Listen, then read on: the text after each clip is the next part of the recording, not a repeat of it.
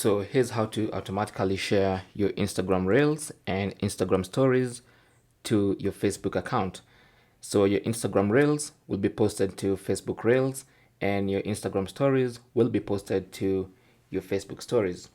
So to do that, just go to Instagram, tap on your profile icon in the bottom right corner, and then in the top right, tap on the three-line button and select Settings and Privacy.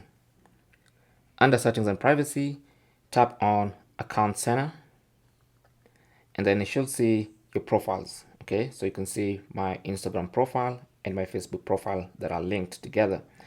So if I go one step back, I can tap on Sharing Across Profiles, and then if I tap on that, I'll choose Instagram, and then I'll have the option to share from Instagram, share to Facebook, and then I can choose what I want to share, and I have Instagram posts enabled and Instagram stories enabled.